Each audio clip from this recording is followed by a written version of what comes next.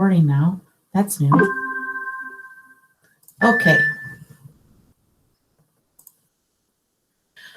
Just a few things to go over today. I'm going to continue going over some fonts. Good Lord, stop it. Going over some fonts for Rochester. And then we have a couple announcements, things to go over at the end. I believe, let me just look at, Emily is going to be going over her guide for color theory today. So actually, why don't we go ahead and just start off with you, Emily, if you are ready to go.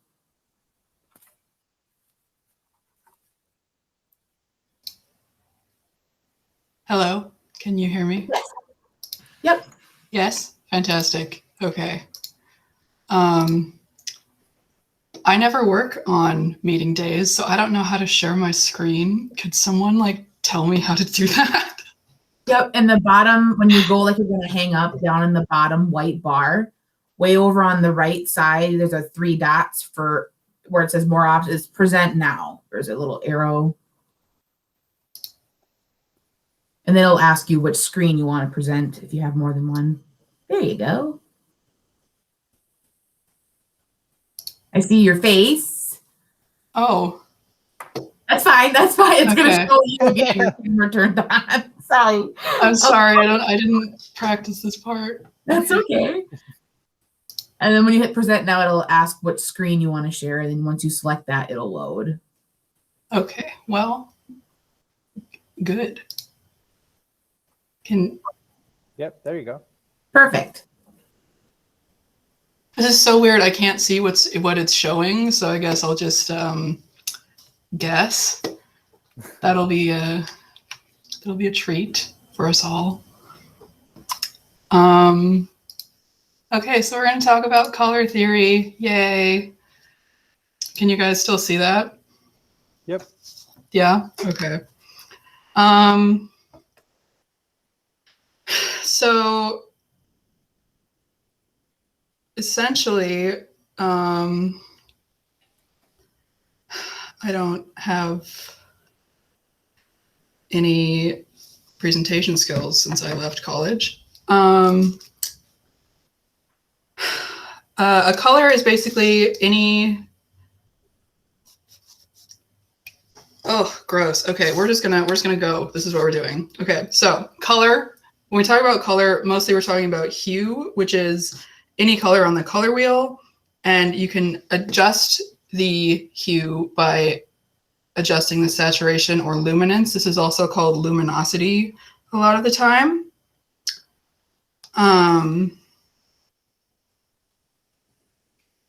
For each color, you can create shades of each color by adding black, tints by adding white, or tones by adding gray. Tones, because you're adding gray, it mutes the color more than tinting or shading it will. It'll become a little duller. And so this is, okay, so I don't know, this is probably very old news to all of you. So kindergarten here. We've got the primary colors, yellow, blue, red, secondary colors, green, orange, purple, and the tertiary colors don't get fun names. They just get to be in between the others, like yellow, green, so on.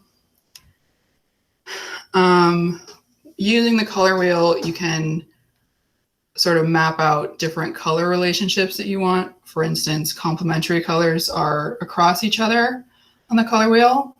And when they're used together, they provide really high contrast, and each color will make the other appear brighter and more prominent. And here are a couple examples. And this is where having a color wheel in front of you would really help, because if you're thinking of a basic color wheel, the opposite of blue is orange. But if you're looking at the full spectrum of the wheel, this tone of blue is across from this tone of red. And so like it becomes less of memorization and more just color comparison. And when you're designing for newspapers, like if you're going to use complementary colors, it's best to separate them with white because of the material that is printed on newsprint and how the colors bleed. Like if they're close together, two things that are this intense will make a weird, like fuzzy, like it's a lot of intensity to ask the eye to do, especially when there's a lot of text involved. So like it's a really powerful tool to use, but you kind of have to be aware of like how big of a move you're making. Analogous is another kind of color relationship, and those are colors, or no, sorry, this is monochromatic. Those are shades, tints, and tones of one color, and it comes together, and it's really easy to look at. It's very harmonious, and if there's a lot of, like if there's a really prominent color in one of your photos and you're just trying to play that up, like this is probably a really easy color scheme to do because you'll just kind of like gently enhance whatever color in the photo you're trying to play up. Here are a couple of examples of that.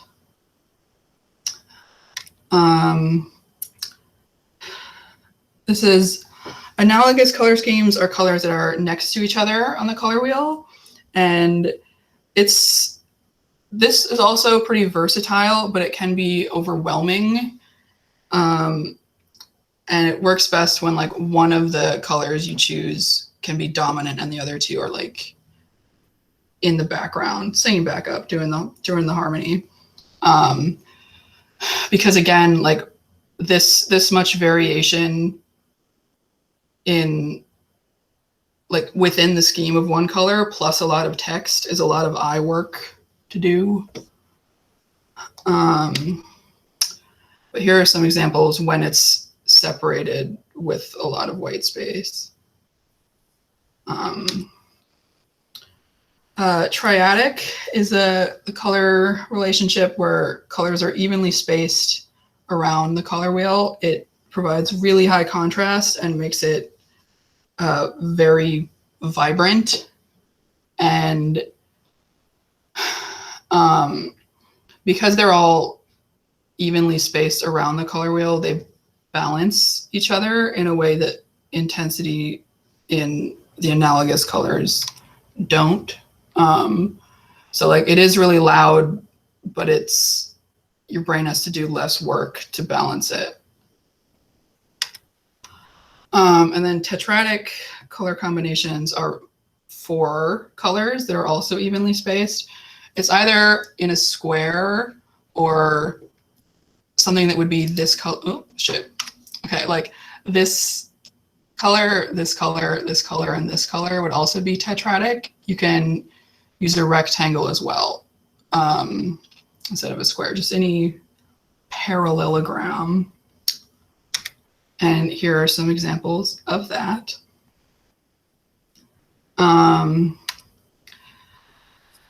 So like functionally, how you can use colors together to like day to day in your design, like you can just take that and go, but understanding how color works, like color is light. So to know how color works, you have to know how light works. And I am not a physicist. I'm not going to claim any more knowledge than necessary. So really what's necessary is when you're talking about people and color and light, there are 2 kinds, additive light and subtractive light. And subtractive light is everything physical, like the sun, lamps, flashlights, candles, everything that creates light that affects how you perceive color is subtractive color.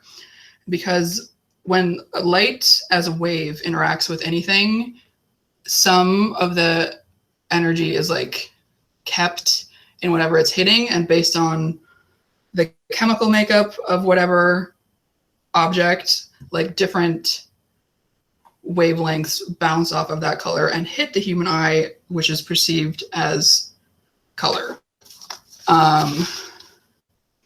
And that was kind of all there was until screens were invented, because additive color, oh, never mind. Additive color, also known as the RGB color model, is created by mixing different amounts of light. It's made for screens, for anything that has light from within the phones, computers, iPads, TVs, all of that has light coming from behind, and it has to mix color in a different way so that it can be perceived similarly to subtractive color, or like the color of the physical world.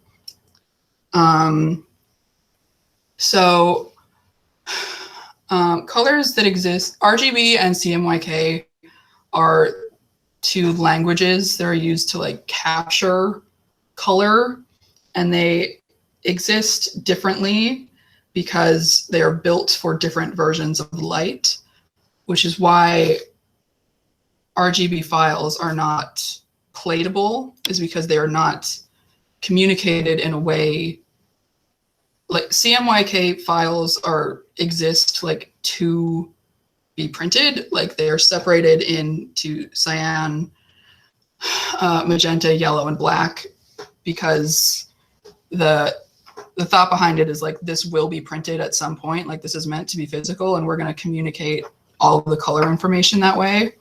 Whereas RGB is designed for the screen, so if you're using it in any kind of print anything, an RGB file, like it has to be converted first. And kind of like, these are different file types that exist in each color language. Like the reason Claro doesn't like PNGs is because like they are totally not meant for like print, like they're not. There are certain file types that you can set as either, and the software that creates them designs them to know that. Like PNGs are not meant to be printed, so they disagree with CMYK software a lot.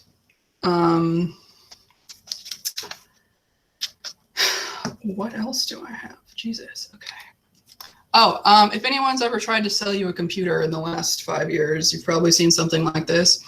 And that's because RGB color, because of its nature and because of the light that it uses, like more color is possible than can exist physically. Which is also why, like, if you have a really cool photo that you've edited digitally and you try to print it and it looks kind of like, ugh, like it's not. There are colors that are possible digitally that cannot be replicated in the physical world, and that makes a lot of young photographers cry when they go to the print shop for the first time.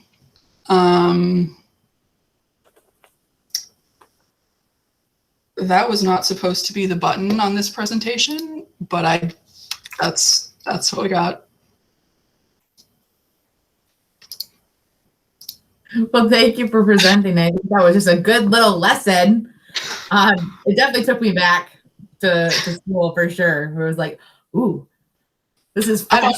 Definitely fresh in the mind. I better pay attention. Like, I don't know if any of that was helpful. So like, I just like talking about it and I didn't really know where to start. So if there's any questions about how to make that like actually relevant, like let me know. Well, thank you again for sharing that with us. Cheers.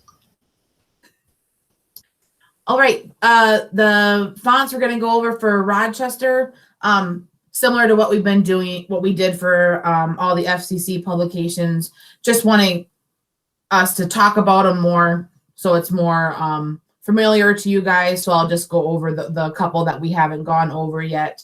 Um, Sorry. I was like, a question. I was just messing around with color schemes the whole time she was talking because I got interested in it again. So that's a Neat. fun website to mess with all the different combos and stuff she was just talking about.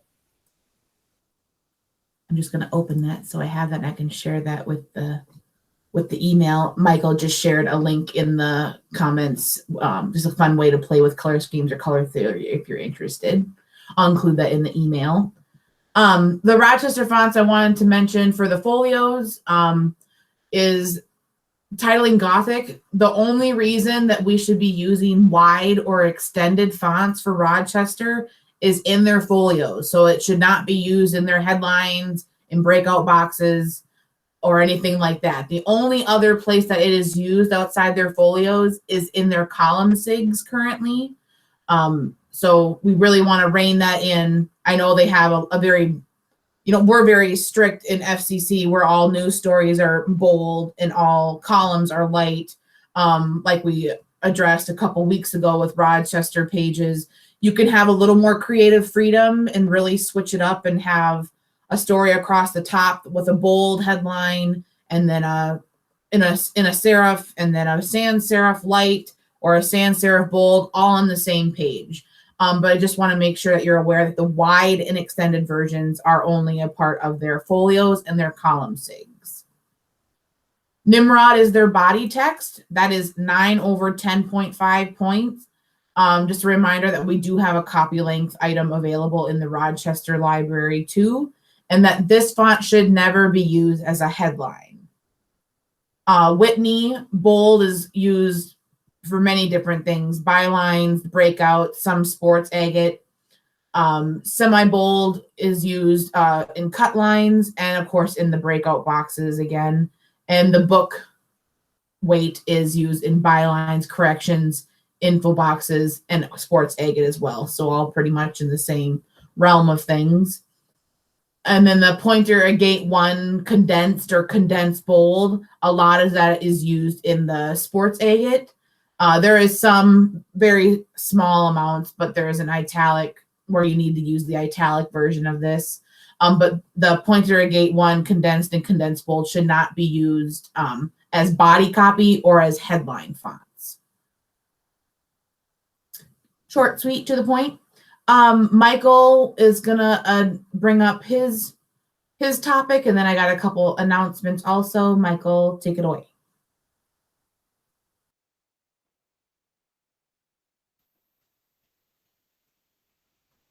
All right, we've had a couple problems with FNS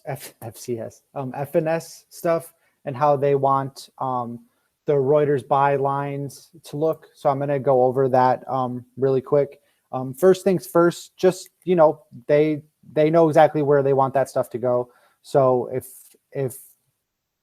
you think it's incorrect, let's just make sure to ask before we switch it up. We've had a lot of pages sent back and just obviously want to quit that as fast as we can. So the first one for me is if they have a reporter listed from Reuters, then they put the Reuters at the beginning of the story, just like this. Okay. If they have nobody, of course, now I can't, there you go. If they don't have a reporter listed, that's when they use Reuters as the byline. As far as I'm concerned, those are the only two differences from some of the other stuff that we've went with. So just again, if they have a reporter listed, that's going to be listed in byline 1, and there's going to be no byline 2. Okay, they're going to have Reuters at the start of their story. If there is no reporter listed, Reuters is going to be byline 1, no byline 2. So there's still a little bit of conversation about what to do with features. So this may change, but I've got in the go ahead until we figure it out to run it this way. So what we basically want to do is Moscow and Reuters were at the beginning of the story, similar to this. So I've pulled those out so that they can be correct with the style that we run. Nobody runs into any benchmark errors or anything for bad date lines or not listening to the budget or anything like that. So So just one more quick overview. If there's a reporter listed, Reuters is at the beginning of the story, and there will be no byline 2. If there's no reporter listed, then Reuters will be byline 1, and there will be no byline 2. For features, we're pulling out the Dateline and Reuters to put up there. Same style, shouldn't be all caps, normal Dateline stuff. So I'm available if you have any questions. And like I said, just we're button heads a little bit with FNS. So just if you think something's wrong, ask them without changing it up, please. Thank you. Sweet. Thanks, Michael. Just a little announcement. You've probably noticed as you're working on pages for the weekend, but weather pages have now been officially updated where they're no longer including the snowfalls and the ski resort information. Joe went through and updated all the masters, so you shouldn't be seeing that on your pages going forward as long as it doesn't snow in June. That would be preferred. And then the new announcement is starting today. Everyone is going to be placing and updating their own folios on their pages. We've had an increase in the amount of times lately where we're going to the layout center like you've been instructed. And it's just been bogging them down and taking them away from their tasks that we need them to do. So we actually get our stuff on time. So to help with that, I put a guide together. Pretty straightforward. A lot of you, I think, are going to be familiar with this since you did it before, or before when you were working on pages. That can be found on our designer website. And yeah, I expect each of you to go and find it because you should know how to use our designer website, right? Because you all love it so much. If you do have a hard time finding it, please let me know and I will show you where the link is. But it is right there on the main page. Updating page folios is what the link is called. And you will do that starting today. So don't go to the layout center to ask them to place a small folio or a large folio or whatever you need on your page. What you'll do is you'll follow the guide step by step. There are screenshots included. I provided an example and walk through those steps on there, and you'll grab that information from the template. And the reason why we want you grabbing it from the template and not from a previous dates or a previous week's page is because then you always have the most up-to-date template. It's always the most up-to-date information, the format, everything's going to be correct. And we don't have to worry about something old running in a paper in a future date. So always make sure that you're grabbing right from the template. If anyone has any questions on that folio guide, or if there's any example maybe that we should add, please let me know. So then I can get that added, provide some screenshots, and then that's pretty easy for you guys to place your own folios on your pages. I know there's usually you need a large or a small, or you guys are all pretty good about already updating the name if it says news and they really want it to be local news or something like that. You guys are pretty good about doing that. But again, if you have any questions on that or anything that should be added, let me know. That's all we have for the day. If you have any questions, please feel free to reach out to any one of the hub managers and we'll get you sorted. Have a good rest of your day. Talk to y'all later.